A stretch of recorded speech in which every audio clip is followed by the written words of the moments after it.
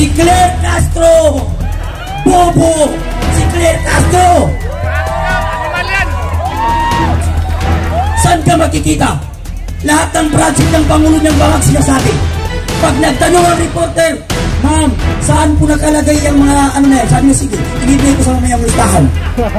Sabi na naman ng Pangulo nung siya'y nangangampanya, pag ako ang nanalo, gagawain kong 25 lang ang 1 kilong bigas.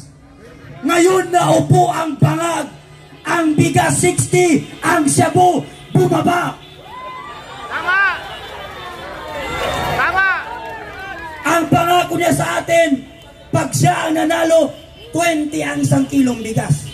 Bakit ngayon siya ang naupo, ang bigas 60, ang shabu bumaba? Diba saya-saya? Ang saya-saya! Baka kaya niya, kagaya natin siya na kumakain ng cooking, no? Akala niya siya lang siguro. Nung sona niya, ano ang sabi ng bangag dating Pangulo?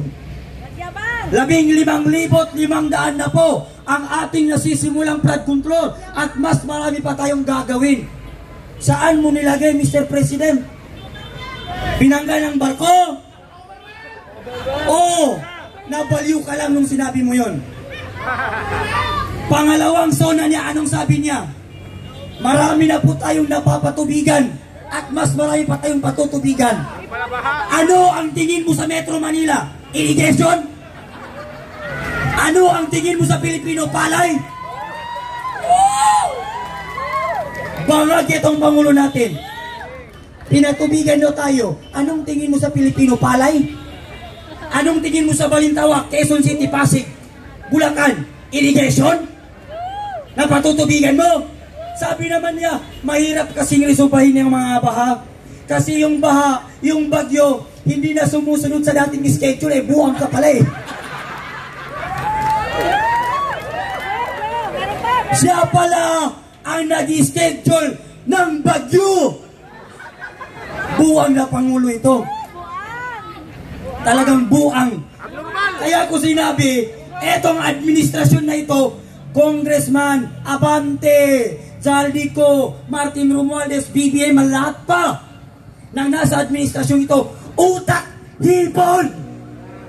Bakit? Alam mo kung bakit ko sinabing utak hipon? Bakit? Kasi ang hipon, naghalo ang tayo pati utak na hindi kayang paghiwalayin ang tama at mali. Sino ang top 1 na utak hipon? Si Congressman Abante. Ngayon, Abante, bagyo, may baha. Ito na ang panahon para palitan mo ang apelyido mo. Hindi na Abante. Alam niyo kung ano? Ano? Atras. Bakit? Ang hipon, pag lumalangoy, hindi pa Abante, paatras. Kaya ngayon, si Congressman Kiko Barzaga nandito ngayon. Bakit? Punong-puno na siya sa nakawan at korupsyon sa ating bansa. Bakit? Hirap na si Congressman Kiko Barzaga. Isa siya sa mayroong pinakamalaking binabayarang tax sa Pilipinas. Bakit? Siya ang may pinakamaraming pusang pinapakain sa Pilipinas. Tama! Kaya ngayon, nanawagan ng people power si Congressman Kiko Barzaga. Kasi isa siya sa may pinakamalaking tax na binabayaran. Kaya yung mga Pilipino dyan na may kalapate, may aso, may pusa, pumunta kayo rito, dalhin nyo pati tain nyo, tain ng pusa nyo. Ipakain natin sa mga pangulong yan, na mga bangag. No? Huwag na daw tayo mag-alala, sabi ng Pangulo. Kasi ang baha, iipunin niya at meron ding araw na gagamitin niya. Siguro itong Pangulo natin si BBM, yung utak niya nasa talampakan. No? Isa pa yung asawa niyang parang zombie kung maglakad. Penguin! Penguin! Nakita niyo kung paano maglakad? Penguin! Penguin! Penguin! Grabe! Penguin! Nakakahiya sa isang Pangulo, bangag na nga ang presidente, pati asawa, parang zombie kung maglakad. Lahat bangag! Penguin! Lahat bangag! Penguin kung maglakad. Siguro kung naging zombie siya, ganito siya maglakad. Ang dapat sa'yo, Araneta Marcos, huwag kang mag-down kasi hindi bagay sa'yo. Para kang patay na naglalakad. Napakapangit. Tignan. Napakaraming kapalpakan ang ginagawa ng gobyerno ito. Sabi ng Claire Castro, di puta, di bobo, di gago. Yan ang pinaka-bobo na tagapagsalita ng Malacanang, si Claire Castro. Kung nanonood kay Claire Castro, mahiya ka naman, napaka-bobo mo. Bobo na walang hiya.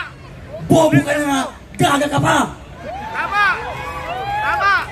Bobo na walang hiya. Sasabihin niya, walang time ang Pangulo para dyan. Napakaraming ginagawa ng ating Pangulo. Inaayos ang ating bansa. Pinapakalawak ang ekonomiya. Pinapalawak, pinapaganda. Ang pinamumunuan mo, Mr. President, binaha, nilindol, nasunog. Kasi hindi na sila sumusunod sa iyo. Bakit? Ang nagpapatakbo sa administrasyon nito, patay na. Siya mismo nagsabi, pag hindi na kayang iresolve ang problema, tinitext niya ang tatay niya. Sabi niya, Papa, anong gagawin ko? Hindi ko na kaya, lubog na sa Bahang Pilipinas. Ano ka, San Miguel? Sa ang daming pwede mong pagkunan ng advice, patay pa na tatay mong magnanakaw rin. Tama. No? Nanay, tatay, magnanakaw. Ano kayo, si San Miguel? Na pag nakalistro, si San Miguel ang panalo. Pag ginanon mo, sinong panalo? Si Satanas. Hindi na daw sumusunod sa schedule ang Lin Bagyo.